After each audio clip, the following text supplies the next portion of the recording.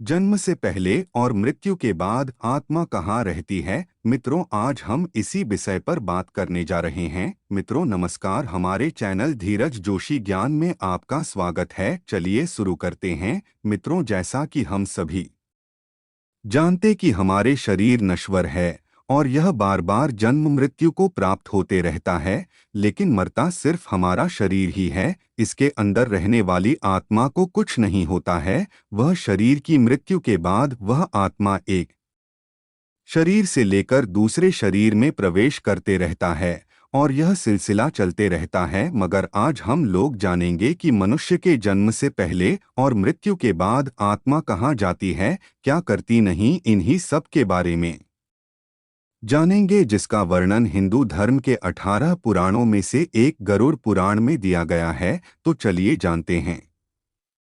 गरुड़ पुराण में वर्णित कथा के अनुसार जैसे ही एक आत्मा अपना शरीर का त्याग करता है तो उस आत्मा को डोट परलोक ले जाने के लिए यम का दूत पहले से ही वहां मौजूद होता है, जिन्हें उन यमदूतों को देखकर अच्छे कर्म करने वाले व्यक्ति का आत्मा बड़ी ही आसानी के साथ उनके साथ चल देते हैं। लेकिन बुरे कर्म करने वालों की आत्मा को यमदूत द्वारा जबरदस्ती खींच कर ले जाया जाता है, जिसके बाद उन यमदूतों द्वारा आत्माओं को ले जाकर यमराज के सामने उपस्थित करते हैं, जहां पर उन आत्माओं द्वारा जीवन में किया गए अच्छे बुरे कर्मों का हिसाब देते हैं और 24 घंटे तक वह आत्मा यमलोक में ही रहती है। मृत आत्मा का सफर उसके बाद यमदूत 24 घंटे के बाद उन आत्माओं को वही ले जाकर छोड़ देते हैं जिस घर में उसकी मृत्यु हुई थी, जिसके बाद यहाँ वह आत्मा 13 दिनों तक अपने घर में रहती है और फिर 13 दिनों के पश्चात अंतिम संस्कार से जुड़ी सभी क्रियाएं समाप्त होने पर यमदूत उन्हें फिर से लेने आते हैं और उन्हें अपने साथ यमलोक की यात्रा पर ले जाते हैं, जहां उन्हें यमलोक तक पहुंचने वाली मार्ग में अनेक प्रकार की यातनाएं सहनी पड़ती है। अगर मरने वाले की आत्मा पुण्य आत्मा हो तो वह बहुत ही आसानी से यमलोक के मार्ग को पार कर जाते हैं, और वही कोई दुराचारी एवं पापी आत्मा हो तो उन्हें यमलोक के मार्ग में बहुत अधिक कष्टों का सामना करना पड़ता है, जिसमें यमलोक के मार्ग में वैतरणी नदी भी आती है, जहां बुरी आत्माओं को इन नदी से होकर गुजरने पड़ती है, और ऐसा नहीं करने पर उन्हें यमदूत ओ के द्वारा प्रताड़ित किया जाता है। 17 दिनों के बाद इस भयानक मार्ग से यात्रा करने पर 18वें दिन यमदूत उन आत्मा को लेकर यमलोक पहुंचते हैं। यमलोक पहुंचने के बाद यमलोक से सटी पुष्पोदका नाम की एक नदी मिलती है, जिसका जल स्वच्छ एवं निर्मल एवं उसमें कमल के पुष्प खिले हुए हैं। उस नदी के किनारे एक वटवृक्ष भी मिलता है, जहां पर आत्मा बैठकर विश्राम करती है और उसके परिजनों द्वारा किए गए पिंडदान उसी वृक्ष के पास प्राप्त होता है, जिससे उन आत्मा में शक्ति का संचार होता है।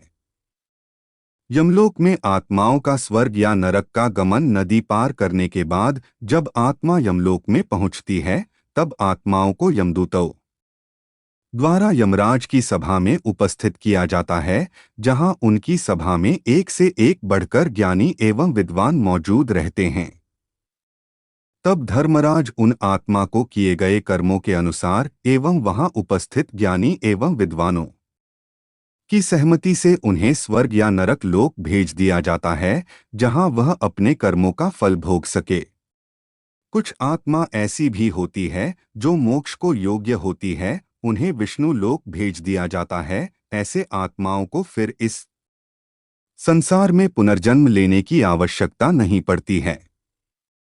स्वर्ग गए हुए आत्मा देवताओं के जैसे शरीर प्राप्त करके अपने कर्मों का फल भोगते हैं, और नरक में वास करने वाले आत्माओं को भी एक दिव्य शरीर मिलता है, जिसकी मृत्यु नहीं होती है, परंतु उन्हें इस शरीर में उन्हें नरक में मिलने वाले कष्ट एवं पीड़ा सहनी पड़ती है। स्वर्ग या नरक में गए हुए आत्माओं के जब कर्मफल का भोग पूरा हो जाते हैं तो फिर उन्हें पृथ्वी लोक पर आकर पुनः जन्म मृत्यु के चक्र में उलझना पड़ता है। स्वर्ग में गए हुए आत्मा फिर से मनुष्य योनि में जन्म लेकर अपना कर्म करने लगते हैं।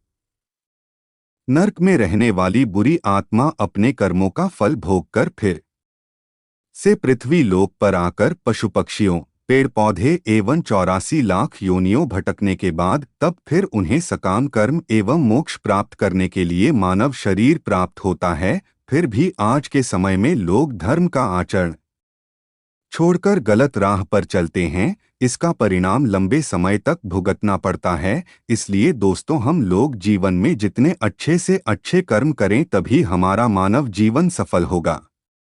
मित्रों, हमारे दी गई जानकारी अगर आपको डोट अच्छी लगी हो तो हमारे चैनल को सब्सक्राइब जरूर करें। इसी तरह के ज्ञान वर्धक जानकारी के लिए धन्यवाद।